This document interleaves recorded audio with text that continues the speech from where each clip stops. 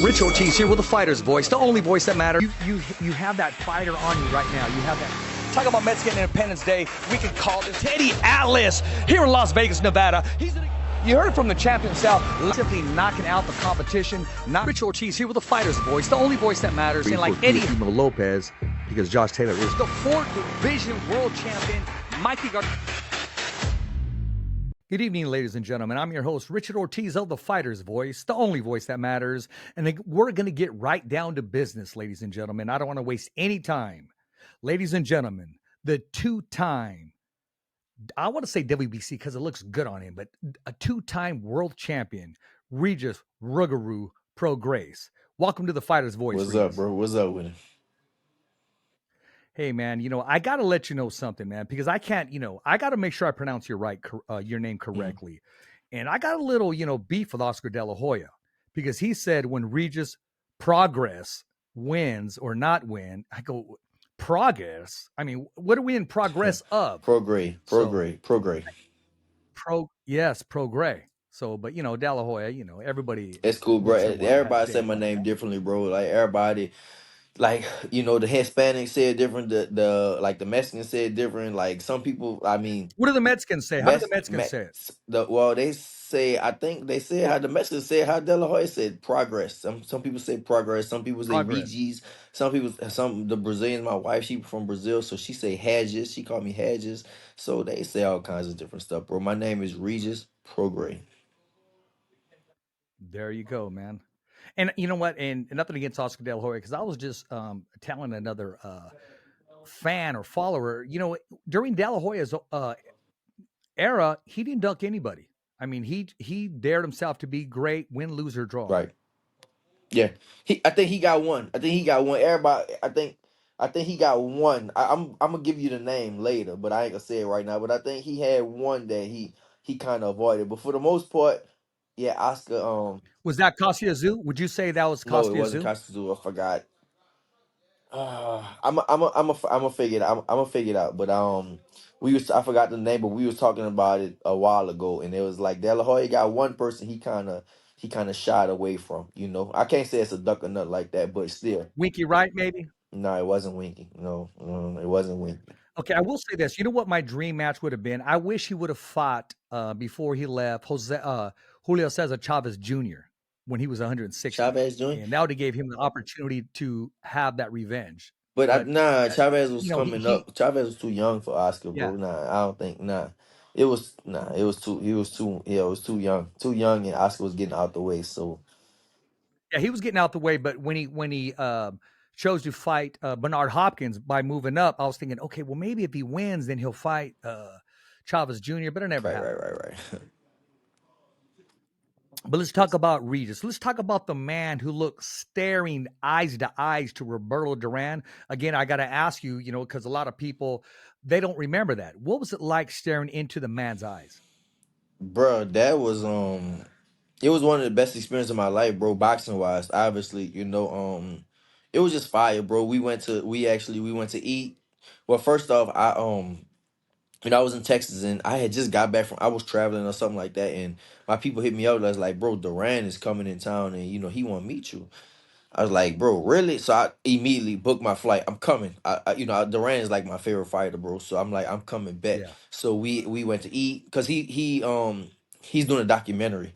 So I was a part of the documentary and stuff like that because they was in New Orleans because he fought in the Superdome. The Nomas fight was in the Superdome, so that's why he was visiting New Orleans and stuff like that.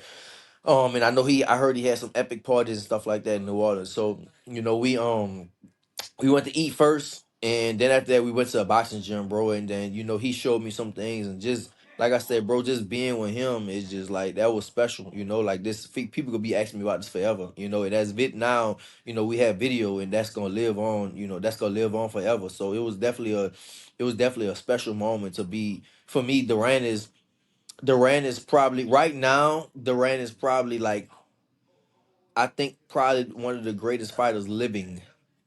Top three. I mean, not top three greatest fighters living so far right now. You had, obviously you got put the, like a Floyd Mayweather in there.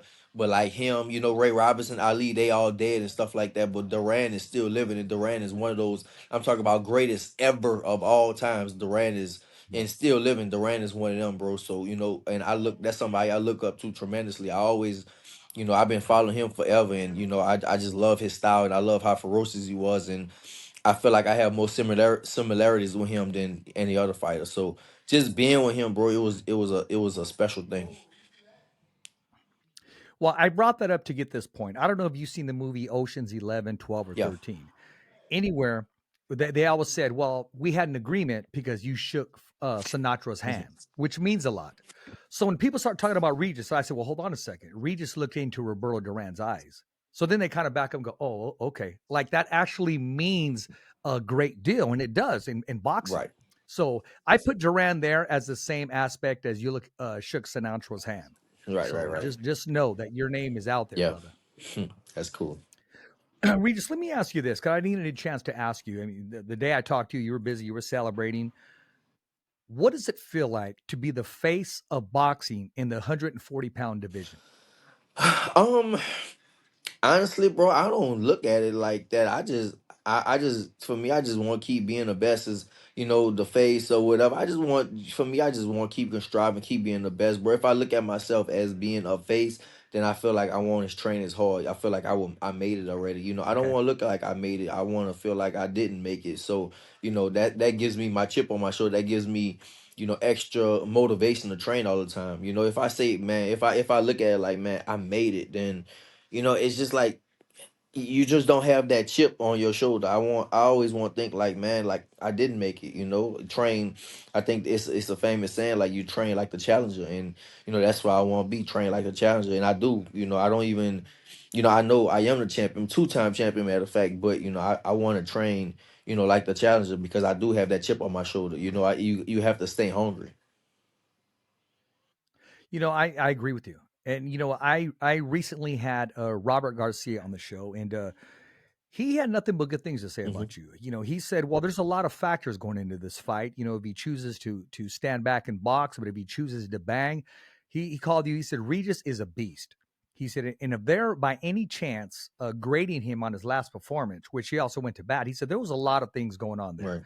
Right. Changing of opponents, fighting at home. And he said, Richard, when you fight at home, you tend to hang out with family and friends when you're at home. There's a lot going on there.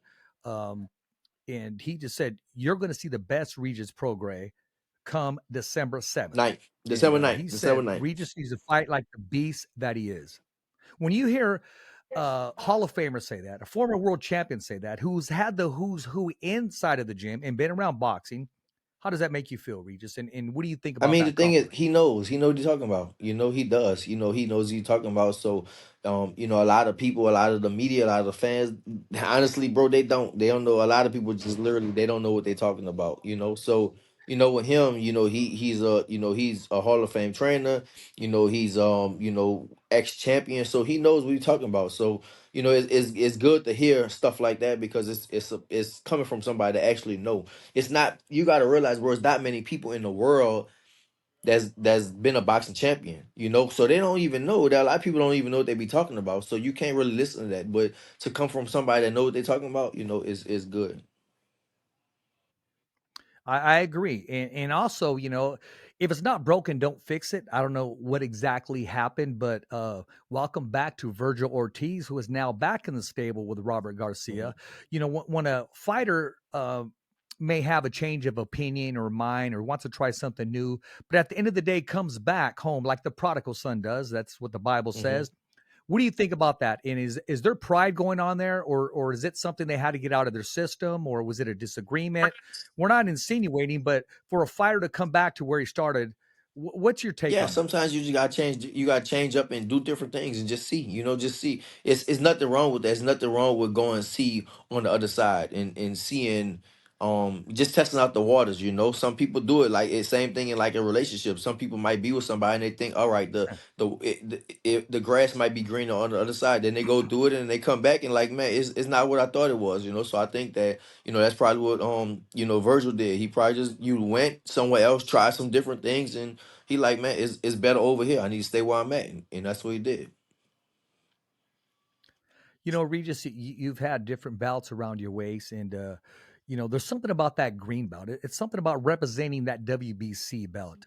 Do you see world championships the same, or do you just feel like there's more of an obligation to protect this and defend this? I mean, right now, bro. I mean, yeah, obviously, the green belt is, I had the WBA and the WBC, and now I have the WBC. So between the green and black belts, bro, that's what I had so far, and I'm proud to be a part of that. I'm proud to be a list, just a champion on that list. From the WBC. That's something that's, WBC and WBA. That's something that I'll have, under my name forever. I always be a world champion for the rest of my life. So I'm definitely something I'm definitely proud of. And something your parents should be proud of is the way they raise you, Regis. A lot of people don't know, and I've watched and I followed you. You're a giver, and you like to do things on impulse. You like to say, "Hey, let's go Hmm. here," and you go all out. You bring friends, sometimes you bring family, and you love to give. You give houses, you give cars, and most of all, you give yourself Right. happiness. Where did that come from? And is that something that's always been around you, or that's just good upbringing? I think it's a good upbringing, but man, I saw something. I think Akon said this, bro, and Akon said that it's how many, I don't know how many billion, 8 billion people on this world, and it's only Yeah. 1% of the people that's on this planet is living. It's the 1%ers, and I am a part of that 1%. And when you are a part of that 1%, it's kind of like it's your obligation, what I'm saying, to help the people around you. So it's not for you. You think it's for you, but it's not. Obviously you want to enjoy what you have. You definitely want to enjoy the stuff you have, but at the same time, it is for your people to enjoy, so it is. I think it's like it's my obligation, bro. Like, it's not just, the things I have is not just for me, even like when I bought one of my houses in Texas. I got a big ass house in Texas, and I told my wife, I'm like, man, this is gonna be for other people. This is not just gonna be for us. This is gonna be for other people. So we always having parties. I have my own gym. I let people come train there. All that stuff. Um, it's just, I think it's just an obligation that you're responsible for. You are responsible for a lot of other people too. So that's kind of how I look at things. Well, I can tell that you are down to earth, and you are who you say you are. And the way you come on the show today as a two-time world champion, you come on the show when you didn't have those belts around your waist. And I appreciate that. You haven't changed one bit. You take my calls, you take my text messages, and I tell people, you know what, this is a special champion, both inside and outside of the Hmm. ring. Now, I got to ask you this, man. We got a fight coming up, Andrade and Benavidez. Hmm. A lot of people are already talking about Benavidez fighting Canelo or Andrade fighting. So we don't know at this point. This is going to be a very difficult fight. What do you think about the matchup, and how do you see the outcome happening? Um, I really think it's a 50-50 fight, bro. It's really like a pick 'em fight. I agree. If no matter who win, I won't be surprised at the outcome. You know what I'm saying? Boo Boo win, I won't be surprised. If Benavidez win, I won't be surprised at that. I would lean more towards Benavidez because I know him. I'm a little more cooler with Benavidez. Um, so yeah, I would lean more towards him. But at the same time, bro, it's just a good fight. It's a good fight for the division. I think probably like the winner would get like a Canelo fight or something like that. But it is, man. It's a good fight. Like, two of the best fighters are fighting each other, and we need that. Regis, you've been all over the different promotion teams. You had a chance to sign with Top Rank. You had a chance to sign with anybody out there, and now you're with Matchroom. How's that relationship going? And is it a good fit for you? I think it is a good fit. I do think it's a good fit. I was at we had some shows. They had a show out here Saturday out here in LA. And I went, and Eddie, obviously Eddie was there. Me and Eddie talked about, obviously I feel like Eddie has a little favoritism towards Devin, for this fight. But I said, it's cool, Eddie. I'm cool. I'm still signing him. I'm still signing Metro, but I said, I'm gonna beat your boy ass. I know that's your boy, but I'm gonna whoop his ass. I'm gonna beat his ass. So but I still think it's, no matter what, bro, I still think it's a good fit. I think the Matchroom team is a good fit. They've been wanting me over there for a while, and it just, if for me it finally happened. So I do think it's a good fit right now in my career. I definitely think it's a real good fit. I seem to bring up this name every time that you're on the show, and Jose Ramirez had a meeting last week in LA with Eddie Hearn. Um, I don't know the end result, but I know his last contract ends in December with Top Rank. If he does, in fact, make that move, do you see that as a potential fight in the Of future? course, of course. I mean, me and Ramirez had, we had this going on for a long time. So I think that eventually, we would have to fight. We definitely we have to fight. And so yeah, I see it. I see it happening. If he's meeting up with Eddie and stuff like that, then whatever. We can get it done. This is a question that came in. It says Regis Prograis goes all the way on the other side of the world to take on Josh Taylor in his backyard. Went to LA, California to take on Cepeda for the belt. Now he's going in the backyard of Devin Haney in San Francisco. If and when he is successful, any chance Regis Prograis defending his WBC belt in Fresno, California against Jose No, Ramirez?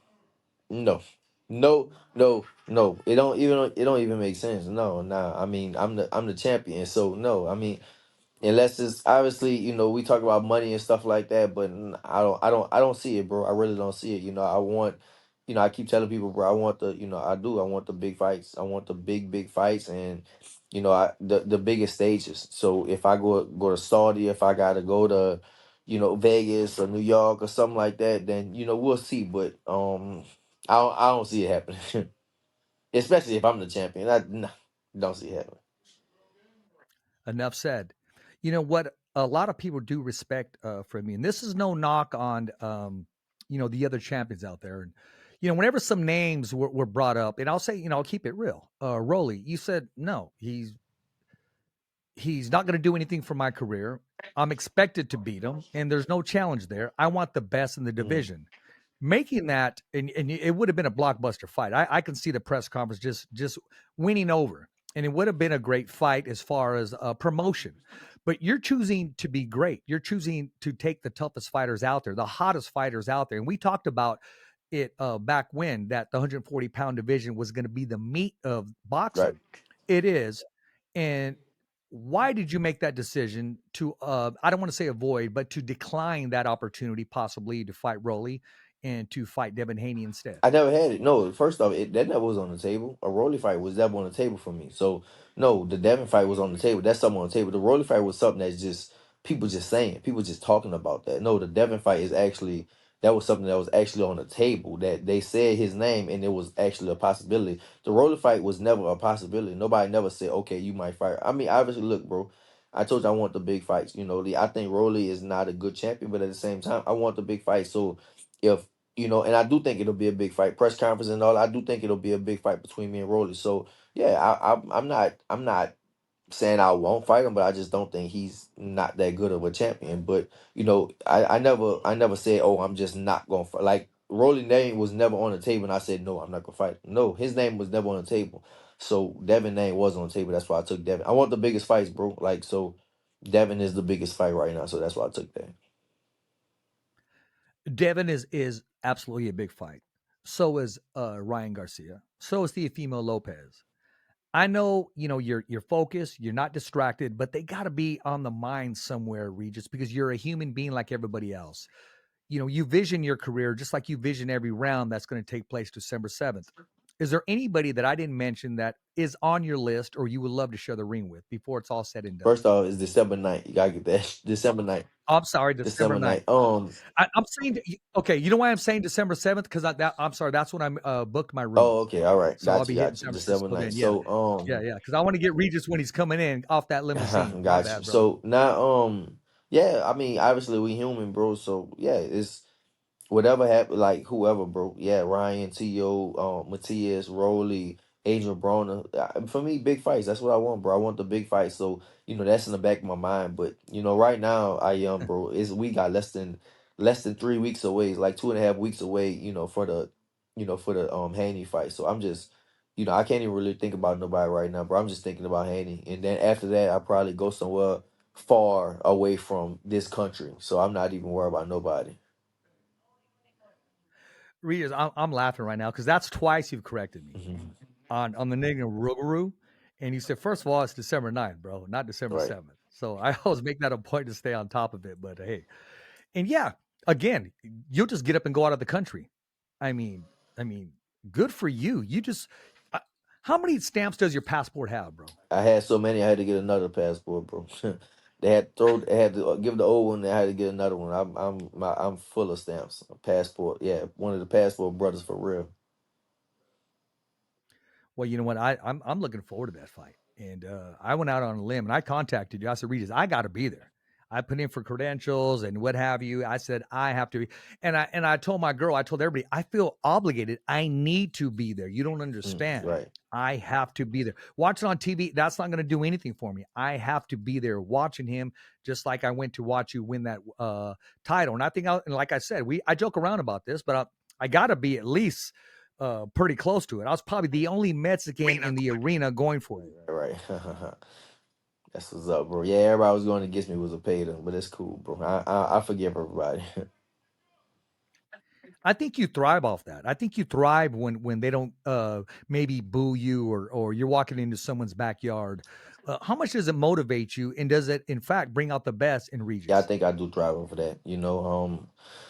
It's like, man, when when things is going good and when things is when people just expect me to do this and do that, it's just like I don't, like. But when I feel like I am the underdog or something like that, I feel like I feel better. I do thrive over that. I do thrive off it. I like it. So yeah, bro, that's I do. I just strive off of the like that back up against the wall type of feeling that I have a chip on my shoulder. I started. I feel like I should have been a star in boxing a long time ago. Yeah, the boxers know me and stuff. I'm a two-time champion, but I'm not as big as I should be. So I do thrive off of that. I thrive off of being, I guess like in the underdog type of situation. What's your goal in the 140-pound division today? To be like Marvin Hagler in 160. Just this my division. That's it. My division. Like you can come up, you can go down, but the 140 is my division. That is my goal. Like he's the man. Like it is nobody like like they got fighters that like I said they got fighters at 135, they got fighters at 147, but when you come to 40, this is Regis Progress division, and that's my goal to just lock it down. I don't want to say take over, just lock the division down. I'm already there, so I can't say I'm gonna take over because I'm already here. But just lock it down, like nah, this is my division, and that's it. It's nothing else. It's Regis. They're not gonna say 140 pounds. They're gonna say Regis division. That's my goal. I like that. I like that. Before we move on and talk about this upcoming fight, our guest later on tonight is we have a guy from Stockton, California. His name is Kilo Madera. He's on the undercard of your big Okay. fight, and you know he always takes advice. He watches you, he supports you. Do you have any kind words to for Kilo the Kid Madera from Stockton, California? I mean, the main thing, bro, go out there, do your thing. It's a big show. It's it's gonna be a lot of people watching. Just go out there, do you have fun? That's why I do boxing. I love it. I really have fun and just go out there, train your ass off and go out there and just have fun. I mean, it's nothing else I can really say to them. It's a big stage and take advantage of it. Regis, you're not your ordinary fighter. I mean, the life that you live, and again, I've said it before. You're a daredevil. You just don't care. And if I was your agent or something, I would say, Regis, get off that motorcycle. Regis, do not freaking jump off an airplane. Regis, Mhm. get out of the ocean with that great white shark. Regis, what are you doing chasing that alligator? Right. When it's all said and done, I mean, your coffin's going to have to be like a feather, man, because you're using every ounce. You're definitely a daredevil, which you should have been a stunt Mhm. man, and you even had a taste of acting. Right. Do you see any more acting in before it's all said and done in your I career? think so. Probably so, bro. I can do it anytime. I was just I don't know if I say people name. I was just at one of the, biggest Hollywood directors' house last night, and I'm going again tonight and stuff like that. So I can get into it when I want to, but like I said, bro, my goal is to be the king of my division. That's it, you know. So until like that's what I'm striving for. That's my purpose, bro. Like, yeah, I can be an actor if I want right now and make some decent money, but I want to be a fighter. That's what I'm made for. That's what I'm on this right now. I'm on this earth to be a fighter. I'm not on this earth to be an actor. I don't want to be an actor, bro. I can easily go, put the gloves down and become an actor, and I think it'll be easy. I think it'll really be easy to do that, but I don't want to do that, bro. I want to fight. I want to box. Boxing is my purpose right now. I need boxing. So, because I love it. I love to fight and I love to train and all that. So yeah, bro. Not right now. Later. Your gym that you have, it is very nice. It's a place that you feel comfortable with training. Do you have a name for it? Do you call it something? Somebody when Steven Jackson came over to film the stuff on Showtime, they called it the Ruger Arena. I don't have Okay. I don't say it's a arena yet because it's not as big arena should be, but nah, my house I call it the house the Rougarou Mansion, but I don't know. It's the Regis gym right now, bro. I guess we could say the Rougarou Arena. We could probably say the Rougarou Arena. Yeah, maybe say that the Rougarou Okay. Arena. Yeah, I like that. This question's coming in from Otis Griffin, former world champion. He said he likes to do different things. Have you ever considered ever running with the bulls, or holding up the garment like a Yeah, bullfighter? Is that on your bucket list at all? I won't hold the garment up because I don't want to I can't fight a bull. I'm not gonna lie. If I don't got no gun, I can't fight a bull. But I do want to go to Spain and run with the bulls one day. I definitely do. That's something I definitely do want to do one day. Maybe have to be once I'm retired because you get mauled by a bull, ain't no more fighting. So, but I do want to do that. That's something I do want to do, bro. I'm like in boxing, bro, we have our training schedule is just so much, and the time is just not on your side. That's the one thing I don't have. I just don't have time. But especially when I'm in training camp, even outside of training camp. But once I'm done fighting, I'm gonna do a lot of stuff that I couldn't do in my career. And that is one of the things on my bucket list. I do want to do that. And here's another question. This is coming in from Shelly Hollis, who runs the media outlet The Black Okay. Corner. He said, "What do you think about Conor McGregor's career? And would you ever want to share the ring with him if that fight ever does make sense?" The ring, yeah, we can fight in the ring for sure. Um, I mean, kind of. Listen, bro. Kind of one of the biggest we ever seen. One of the biggest ever. I just think, man, he made so much damn money. Like it's hard to concentrate on boxing, bro. Because on fighting, period, it's just hard to concentrate because he made so much money. He has so many outside investments. So it's hard for him to. I mean, I as a fighter, I know he's a born fighter. He's born to do this, but then you start making so much money, it's hard to it get hard to I think it's probably hard for him to stay focused because he got so many different obligations. But at the end of the day, bro, Conor is still one of the biggest in history. We could be talking about Conor McGregor for the next 100 years because what he accomplished in the sport of his sport, MMA, and then him and Floyd had a big ass fight like that. So um yeah, bro. I mean, I would definitely share the ring with him if I could. What time is it where you're at, man? Like you're yawning, you're sleepy, man. Is that from It's working your working ass out, off bro. today? Guess what? I'm not done. I gotta go work out again. Once I get off this, I'm in California, bro. Same time as you. Oh, okay, okay. Well, you know what, Regis? I think that if you put on the official Fighter's Voice T-shirt or hoodie, it's going to inspire you. It's going to strengthen you. It's going to motivate you to go that extra mile. What do you think? Well, I'm motivated already, bro. I ain't got to put on nothing to motivate me. I'm motivated already. I'm tired of shit. I'm not gonna lie, bro. I'm tired of shit right now. I trained 2 times already today, and I gotta go do a number three. So, I'm motivated because of me, bro. I'm motivated because of me and Devin Haney. But yeah, you gotta send me a hoodie, bro. I will actually. I got you a black one, but this time I got you a gray one. So when I see you, December 7th, when I come in the day before the fight, December Hmm. 9th, I'm gonna make sure I give you that hoodie, and also I got to get you a hat too, so you can rock I with it. got you. Bet. That's cool. Do you care to share exactly what you'll be wearing in the ring, or what song you'll be coming into? Nah, I ain't saying that yet. Nah, I can't say that. Can't say none of that yet, bro. We'll see. Look, we'll see when we get there, right? That's a surprise for everybody. Not really surprised, but just I ain't saying it right now. And sometimes I don't even think I even know. I mean, I go back and forth between a lot of different things, but we got a show for the people. Bro, when you came on with that mask and your son was next to you, but the way you had it, I mean, that was by far that, I mean, that killed everything. Everybody else was competing for number two. Right. I mean, it needs to be something exciting as such. And especially what set it off actually was that black and white picture, because black and white sometimes captures the moment. Exactly. Right. Yeah, we bringing all that back, bro. All that's gonna be part of the walkout for sure. You know, Regis, this fight with a victory, December 9th, is not only going to propel you, it's going to put you in a place of history. It's going to put you in a place where you need to be. And then they're going to be talking about unification. Possibly they're going to be with questions. Do you want to move up and take on Josh Taylor at 147 or let Josh Taylor come back down to 140? Is there somebody out of the division? I know you mentioned, Bud Crawford someday. That would be an honor for you to share the ring with. Does your mind change with a big victory, or do you still stay at Stand at 140? 140. I told you, like the Hagler thing, bro. Hagler stayed at middleweight his whole career.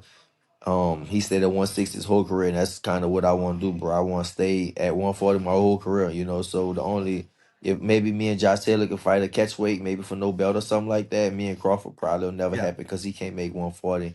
Um, but yeah, bro, I feel like I do. I want to stay at 140 the rest of my career. It's too many big names. Not listen, if everybody was at 147, if all the big names was at 147, then it's like, all right, Yeah. time to go up to 147. But right now, bro, everybody is at 135 and 140. All the smoke is at my weight. So I don't even need to go nowhere. Just stay where I'm at and just rule. And all the smoke is in that PROGRAIS blood. Because when I went there, man, I saw about freaking 7 Regises walking around. You guys all look alike, man. What you talking about in New Orleans?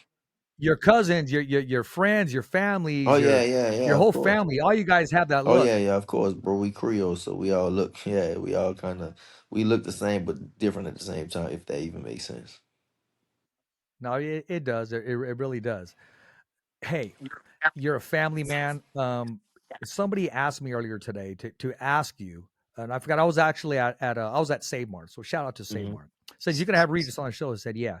He said, ask him, will he ever allow his son to play football, basketball, or does he want him to come into boxing as well? Listen, bro, with that, like, I wouldn't want my son to fight. I wouldn't want none of my kids to fight. I definitely wouldn't want none of my kids to fight and stuff like that. I read he likes basketball. He wants to be a basketball player. I had him playing soccer. The season literally just ended last week. Yeah, so but if he boxes, bro, I mean, I wouldn't want him to do it, but at the same time, I would be proud. It's like something that my son is taking after me, you know. So I think I would be proud if my son did box, but I wouldn't want him to box, and I would try to deter him from boxing. I would be like, bro, it's too hard. It's just too hard of a sport, to do and to make money and stuff like that. Go do something else. And most fighters tell their kids that it's like, bro, boxing just hard, bro. You know what I'm saying? It really is. It's a hard ass sport. So I don't think I would want him to do it, but I'm not gonna lie. If he did decide, say I want to box, I'd probably be happy and want to train him and stuff like that. So there you go. This next question's coming in from a principal at a continuation high school, exactly where I work at. His name is Mr. Hmm. Juarez. He said, "What would it take for Regis Prograde to come and talk to the students here at the continuation?" And I'll tell you a little something, Regis. At the school I work at, we don't have the 4.0 students. We have the 3.2 students. Okay.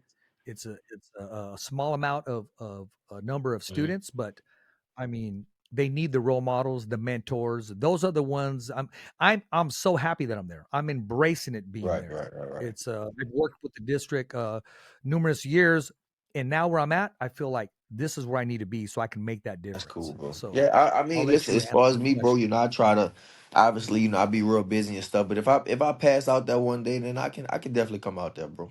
I can definitely come out there one day. So you just gotta catch me always catch me at the right time. That's all. I got so much. My like I told you, bro. Time is just not on my side. That's something that's just that's one of the things I don't have on my side, bro. Time is just not on my side. I have so many things to do, especially in training camp, definitely for sure. But even outside of training camp, bro, like I be having to make time for my wife and my kids, bro. Like that's how. that's how bad it be. Like time is just my even my family and stuff like that. I have so many things to do, you know, and but I'll come out that one day. I can come out that one day. What's your plate gonna look like on Thanksgiving? Man, I can eat. I can actually right now. I'm good. I can have whatever right now. You know the crazy thing. You know, last Thanksgiving I couldn't eat because the Zapata fight was the Saturday before. You know, so the Zapata fight was it'll be this Saturday. So I couldn't eat, but this Thanksgiving I can. I actually can eat, bro. We still a long way out. Still not a long way, but we over 2 weeks out right now. So I can have all the regular stuff. Obviously, I'm in California. I'm not in New Orleans right now, so it's gonna be like a friendsgiving, you know, with my people right now. That's all with my coaches and all that. That's what we'll do that here, and that's it. When do you shut down? I mean, all the interviews, all the. I know you have media day, but when do you just say, okay, it's time. The switch is now on. Probably like right after the Is media that day and stuff like that. Yeah, like I mean, like fight week, I don't want to really be yeah, fight week you just don't really want to be bothered too much because you still gotta lose weight. You still doing some you cutting weight. You can't eat. You in a bad mood. So and then the questions get very repetitive for everybody. You know, so it's like you like fight week. You literally you just in a really bad mood, bro. So that's why I try not to. I try to be as nice as I can to people and don't want to be mean and stuff like that. So that's why I try to yeah, don't say, you know, just try to cut them out. when you travel, how much thought do you give each country that you land to? Or is it just a place that you say, hey, I want to go here? But every time you make a decision to go a certain place, there has to be a reason. What motivates you? What is the reason on some of your trips? I say that because you make I go worldwide trips all the everywhere. time. It all depends, bro. Some places I look and be like, man, I want to go here. And some places somebody tell me to go. And some places, you know, I've been before a bunch of times. You know, it all depends, bro. Like something I'm actually working on right now. I want to move out the country. I just do. I don't know why. I keep telling everybody, I'm like, bro, I want to move out the country. I don't know where yet. I really don't know where I want to go, where I would go. I think Brazil would be the most obvious spot because my wife is Brazilian. But I don't even think she wants to move back to Brazil right now. But I do want to move out the country somewhere. But I literally, I don't know where right now yet. Or even like in Dubai. But to answer your question, bro, I like to just go. For me, I like just go different places. That's all. I love traveling. I love traveling. You know, like when I'm when I'm in camp, I can't do nothing. You know, I'm stuck. You know, I have to just be in the house and train 3 times a day, and that's all. But you know, when once I'm out of camp, I do like to travel a lot. You know, and I would travel more if it wasn't for my kids. I got 3 kids at home, so you know they have school and stuff, so I can't really go as much as I really want to. But I just like to see the world, bro. That I feel like the world is big, and you know we should all see it. Regis, you're making your dreams come true. You're getting things for yourself that you normally would have not have been able to get if it wasn't been for your success. What's the most special thing that you've gotten for yourself or received? That I got for myself. Or received as a gift that's just special. I mean, no value matters. It was just special. Let me see, man. That's I don't even know for getting stuff for myself. I just like to travel. That's the main thing because I have a lot of material things, but I don't really care about material things. But I care about memories and traveling and stuff. You know, me and my family, we just that was in the summertime. I took my whole family on vacation, like on a cruise, and that was real fun. Um, but if somebody ever got something for me, honestly, bro, I can't think of nothing for a long time, you know. Maybe somebody give me like a picture that means something or like some photos or something like that. But this thing, like right now, bro, at the stage I'm in, bro, nobody really can get nothing for me. You know, that's the thing. You really to get something for me that I would really like, you really have to put a lot of thought in it because obviously nobody can't buy me nothing. You know that I can't buy myself. But um yeah, as far as getting some, I don't know, bro. I have to really think about that. Who got probably like my mom or my wife or something like that. They'll give me some things. Some things that like my mom will give me a card and put some words in it or something like that. You know that means more to me than any type of like things you can buy. I agree with you. And, sometimes it's special on what, when people put their feelings in writing to you and they absolutely mean it, or there's a special content or just delivery behind it, as opposed to, someone, how do you get somebody something that has everything, Hmm. but it's those special moments and those memories. So I agree with you 100%. Hmm. Regis, I don't want to take up too much of your time, man, but I just got to ask you this before I let you go. Once that bell rings, what can we expect from Regis Prograis? I know you said you want to show your boxing skills. I don't agree with you saying that. I think fighters don't always say what they mean because I know what you do with your two hands. But what can the fans I mean, I'm expect? gonna do what I gotta do to win, bro. So, and just really, I'm hurt him. That's it. I really feel like I'm gonna hurt Devin. That's what I really feel. So yeah, it's probably gonna be some boxing if I need to be slick, mixed with just beating him the fuck up. I know I'm gonna hurt him, bro. Devin hasn't never fought nothing like me. I think he's a young kid. He believes in his hype. He has a lot of hype around him. I think he believes in that, and that's good. Really believe in that, but it's a difference once you fighting, what I'm saying, when you fighting a fucking monster, and the monster is coming on December 9th. So I don't think he really understands, what he's about to really get himself into, and what I mean boxing, I'm not about to say, oh, I'm gonna just fight like Hector Camacho. I'm saying I can stand there and box him if I need to. I know I'm faster. I'm faster than Devin. I'm strong. I'm fast. I hit hard. All that stuff. I'm better than Devin all around. But I never really had to show, like, he has to show in his fights. He shows that because he's not a knockout puncher. I am. I hit hard. I'm hurt somebody. That's what I go in to do. I go in to hurt my opponent. I'm not going there to pity pat with you. That's what he does. He's a pity pat type of fighter. I'm not doing that. I'm going to fuck somebody up. So yeah, that's what you can see December 9th. Just me coming out and just being dominant. Regis, remember I told you and you started laughing. I told you he wanted $200 to press like on my page and leave a comment. Yeah. That's Devin, bro. That's it seemed like I heard about more stories. I can't snitch or nothing like that, but I heard a bunch of things from Devin. I heard he does a bunch of stuff like that. It's like his team, he'll think his shit don't stink. He think he a A-list celebrity, whatever he is, bro. That's cool. That's him. And look, he believe in himself. That's his belief in himself. That's all good. It is what it is, bro. That's him, and we just two different people. That's all. I say that because I've never paid for an autograph. I've never um, asked for an autograph, but I'm going to ask you for one, and I'm going to tell you why. Um, because once you do that, I mean, when I'm covering media, I've had to walk away from some nice. I mean, the food was good. They were giving away free things. That's not how I want to be remembered. Right. I want to be remembered as covering the story, interviewing somebody, and walking out.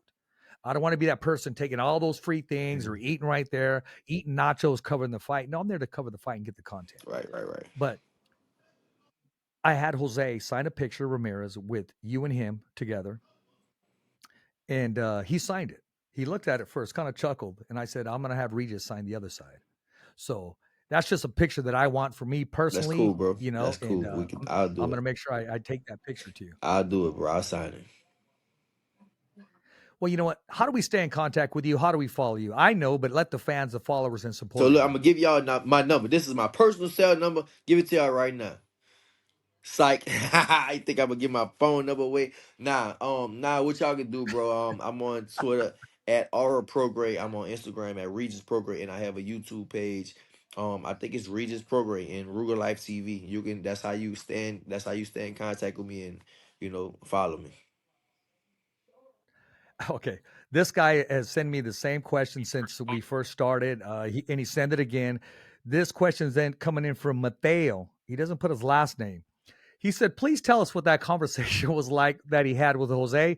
And what was the tone of Jose's voice? Because you mimicked him Jose last was time. He wants to hear it scared. again. Jose was fucking. That's what happened. Mateo, I'm gonna tell Mateo right now. Jose was kind of scared because um he didn't expect me to get on there. At the time because when Jose and Ellie was on, yeah, Jose and Ellie was on FaceTime on Instagram Live together. And they didn't expect, and at the time I was in the passport office. I was going to Brazil. I went to Brazil like literally the next day. So I was in the passport office with my kids. So they didn't expect me to get on there. But then I got on and Jose whole fucking attitude changed. That's what people told me because they saw, and basically he was supposed to fight. He could have fought me but he ended up fighting Richard Comey. But he could have definitely fought me. So Jose was, he was kind of running, he was kind of scared. But listen, if he signed with Matchroom, me and him, Mike, and finally, we can probably, hopefully we can see, we'll see what happens and get that fight, because like I said, bro, all I want is the big fights. That's it. And I think me and Jose Ramirez, we have history for like 6 7 years now. So we might can, that might actually be a big fight, especially out here in California. It might be a big fight somewhere. So, we'll see what happens. Okay. It says, can you ask Regis, please, if he could do his best impression of Jose Ramirez when he talked to him in Fresno? Nah, I can't do it. I can't. Not right now. I ain't got it in me, bro. I don't have it in me right now. Well, no, he was like, Jose is very soft spoken. He's not like rowdy like I am. He was like, oh man, you're a good fighter, man. Thank you. And we gonna have a good fight. And oh yeah, we gonna have a good fight. And it's just like crazy because when I got on live with him, he had a different, he was trying to have a different, he was still like that, but he was trying to have a different tone. But Jose is he's a soft spoken person. So he was like, yeah, man, we gonna have a good fight and we gonna do this and we gonna do that. And I was like, all right, bro, whatever. Cool. Hopefully we can fight. And bro, that was so long ago. We never fought yet.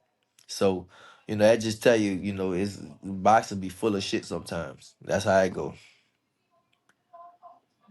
Hey, I agree with you, Regis. When we close right now, I need you to stay on for one more minute because I want to find out who exactly we're on the same page about one fighter, possibly a fighter avoided. You talk about And this is the Oscar. best part of the show for me. This is the best part of the show for me because I always give props to my son. Hey, I'm your host, Richard Ortiz of The Fighter's Voice, the only voice that matters, and we're like Regis Rougarou PROGRAIS. We're simply knocking out the competition. As always, it's a wrap. Thumbs up for Richie. Okay, fight fans, it's not goodbye, but until next week.